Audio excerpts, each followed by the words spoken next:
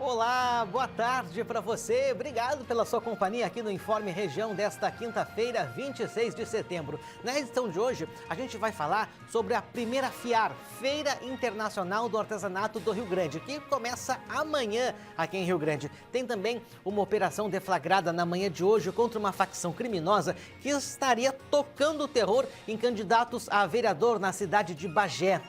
Tem ainda a continuidade da série de entrevistas com os candidatos à Prefeitura de Rio Grande. Com esses e outros assuntos, o Informe Região está começando. Fique conosco.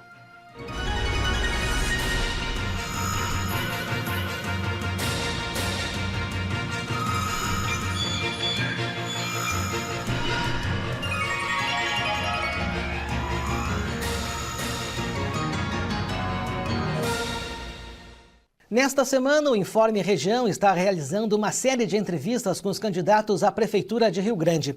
A ordem foi definida por sorteio na presença das assessorias. O nosso entrevistado de hoje é o candidato Daniel Borges, do PL. O tempo é de 8 minutos a contar a partir de agora. Candidato, em um momento em que a política está tão desprestigiada, por que o senhor quer ser prefeito de Rio Grande? Boa tarde. Boa tarde, obrigado a oportunidade, boa tarde a todos os telespectadores. Na realidade, eu acho que eu sou mais daqueles também que cansou um pouco de só falar, reclamar, e chegou na hora de a gente também se colocar à disposição pela falta de opção que a gente vem vivendo durante muitos anos na cidade de Rio Grande, né? A gente vive um momento de alguns anos, né, onde a gente não vota mais naquele que é o melhor, e sim no menos pior, né? Por ideologia partidária, ideologia política. E a gente vem tentando se colocar à disposição para tentar fazer o diferente, para tentar fazer aquilo que por muitas vezes é nos prometido e não é cumprido.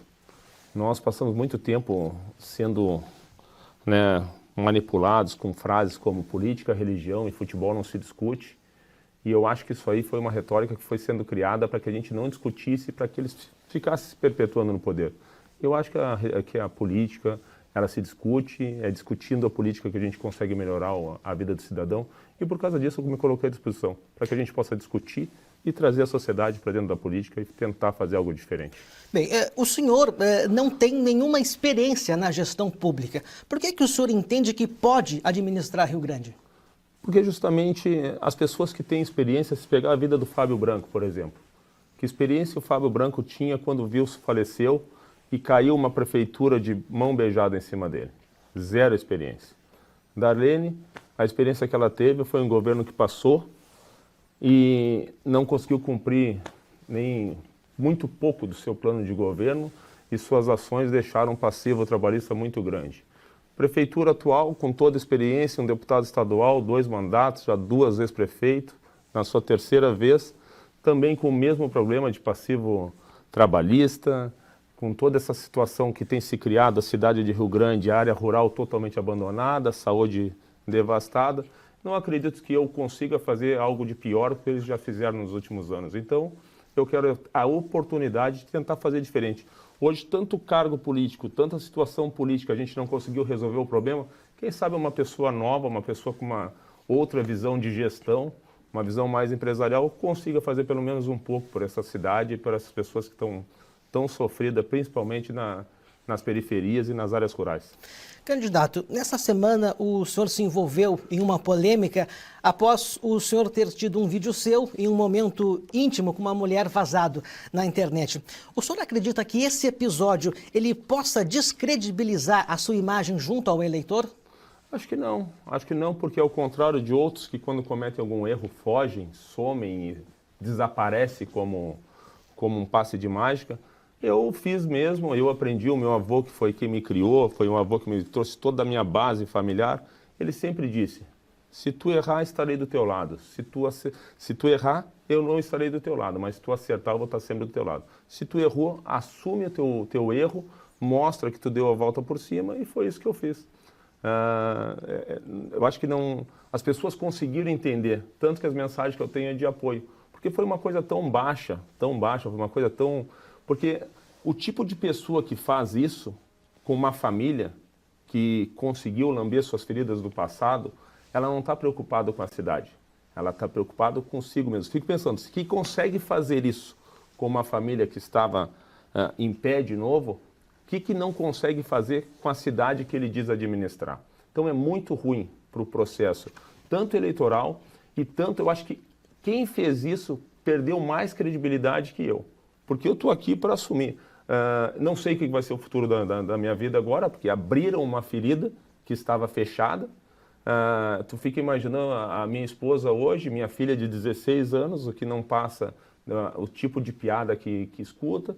A minha esposa foi para o Correio e fez um papel muito ruim, né? Ficou muito constrangida com as conversas que ali tinham, e eu assumo que a culpa foi minha, mas essas pessoas que fizeram isso, eu tenho esperança ainda que eles vão pagar e paguem como tem que ser, né, cara? Que a justiça faça a parte deles e que o eleitorado consiga entender que quem fez isso não afetou a política rio-grandina, afetou uma família, afetou uma mulher, uma mãe, uma filha, um filho, e quando a gente erra, a gente tem que estar propenso a pagar por isso, né? E eu estou pagando caro, mas dia 1º de outubro, e só aconteceu isso porque eu mexi na corrupção de Rio Grande.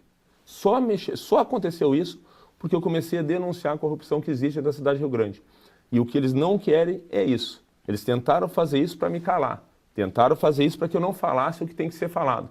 E eu não só vou falar, como a partir do dia 1º de janeiro, todas essas pessoas que estão envolvidas nesse processo, eles serão investigados, porque eu vou fazer uma auditoria dentro da Secretaria da Zeladoria, principalmente na Zeladoria, para que as verdades apareçam e essas pessoas sejam punidas, ou pelo crime do que fizeram, ou pela corrupção que eles escondem dentro da Secretaria da Zeladoria. E vai aparecer.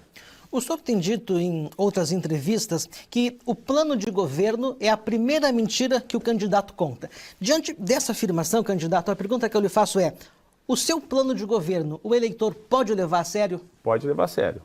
Pode levar a sério. Porque eu vou fazer de um tudo, ele é sucinto, mas ele é aplicável. Se a gente tiver a oportunidade de fazer, a gente vai... É o que eu digo, daqui a um ano vocês vão poder me chamar e dizer assim: Daniel, o que tu fez do teu plano de governo no primeiro ano? E eu vou te dar o resultado. No segundo, e eu quero terminar o meu mandato com o plano de governo sendo executado. Bem, no seu plano de governo, o senhor fala em eliminar gastos desnecessários. Que gastos seriam esses? Qual valor seria economizado e para onde ele seria destinado, candidato? Primeira coisa, a gente tem que destinar todo o valor economizado para a saúde e educação. Nós precisamos focar na saúde e educação. Hoje a gente tem muita obra eleitoreira, muita coisa que é feita no último ano de governo, a gente precisa fazer isso. E a gente vai focar principalmente nos contratos de terceirizações.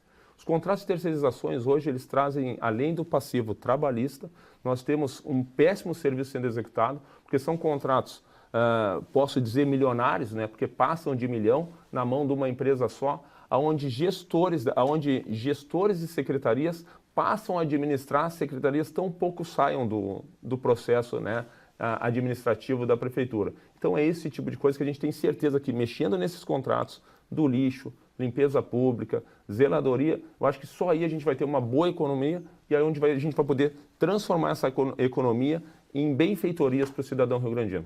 Candidato, em pouco menos de 30 segundos, uma vez eleito, quais as suas prioridades no município?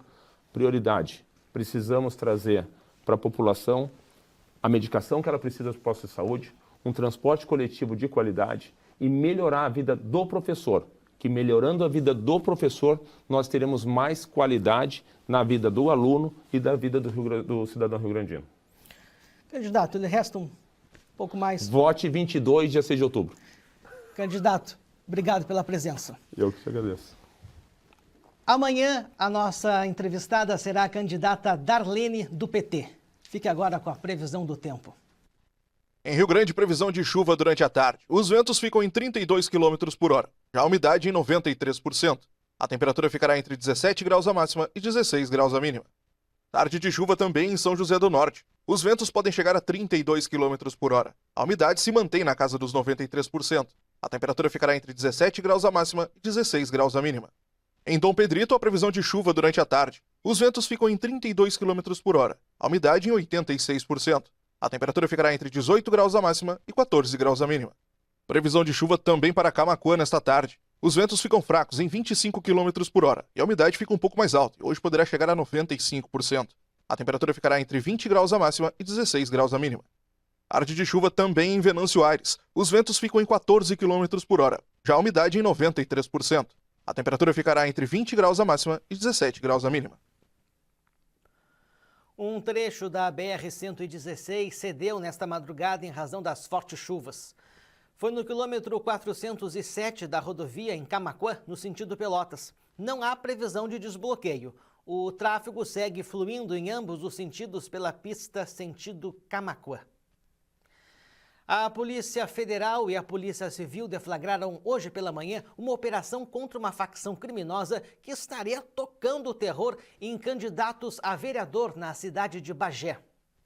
Na operação foram cumpridos 17 mandados de busca e apreensão domiciliares, 2 mandados de prisão preventiva e 1 mandado de prisão temporária. A atuação dos policiais aconteceu nas cidades de Bagé, Santa Maria e na PASC, a penitenciária de alta segurança de Charqueadas. De acordo com as investigações, uma facção criminosa que apoiava um determinado candidato em Bagé estava promovendo ações para amedrontar outros candidatos. As investigações tiveram início depois que a casa de um candidato a vereador em Bagé foi invadida pelos criminosos na madrugada do dia 13 de setembro. Durante a invasão, o candidato e a família dele foram agredidos e ameaçados, indicando que a motivação para o crime seria por questões eleitorais. Na sequência, no dia 15 de setembro, um indivíduo encapuzado realizou disparos de arma de fogo durante a realização de um comício, também em Bagé. Imagens de câmeras de segurança ajudaram a polícia a identificar 2 mulheres envolvidas no caso. A polícia acredita que o veículo em que elas estavam foi usado para a fuga dos criminosos para as cidades de Rio Grande e Santa Maria. Segundo a polícia, 2 dias antes da operação, um dos investigados identificado como o autor dos disparos no comício e que era alvo de prisão preventiva,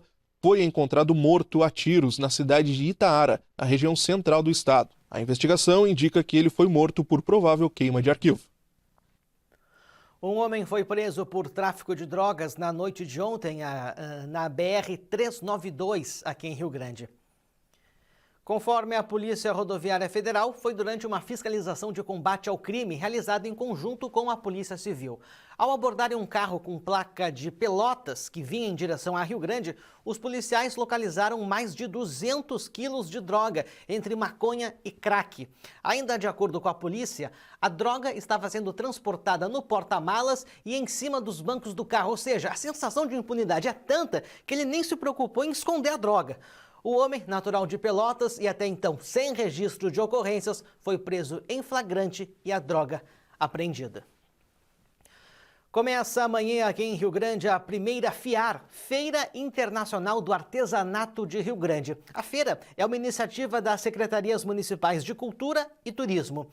E, embora o nome seja Feira Internacional do Artesanato, se engana quem pensa que por lá só vai ter artesanato. O secretário municipal de Cultura, Luiz Henrique Dranovics, nos contou o que mais vai ter na feira, além do artesanato.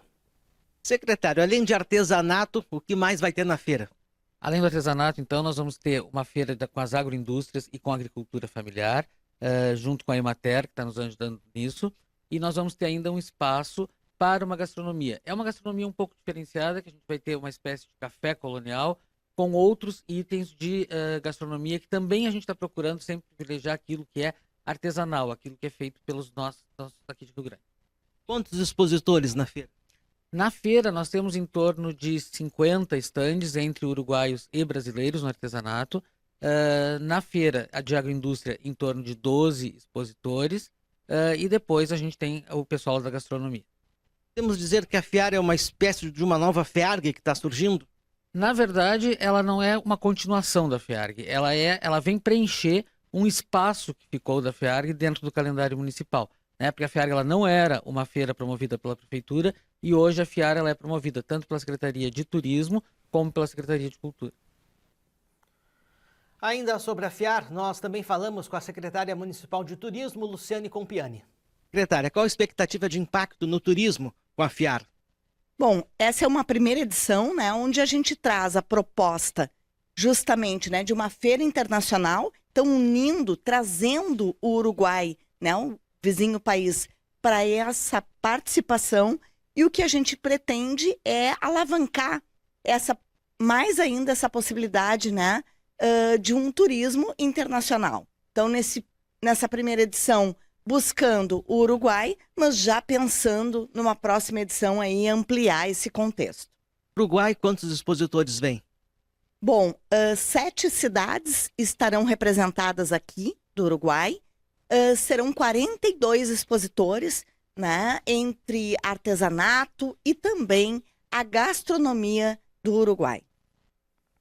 Reforçando a informação, a FIAR, Feira Internacional do Artesanato do Rio Grande, começa amanhã, sexta-feira, e vai até esse domingo. O local da feira é na Nova Rengetz, ao lado do Stock Center. A entrada é gratuita. Amanhã, o horário de visitação é das 2 horas da tarde até as 11 horas da noite. No sábado e no domingo, os portões abrem mais cedo, a partir das 10 horas da manhã. E assim encerramos o Informe Região de hoje. Para você continuar com a gente, siga nossas redes sociais no Instagram e no Facebook. É TV O Farol do Sul. E se inscreva também em nosso canal no YouTube. Lá você encontra a nossa programação completa. Obrigado pela sua companhia, uma ótima tarde para você. A gente volta a se encontrar amanhã.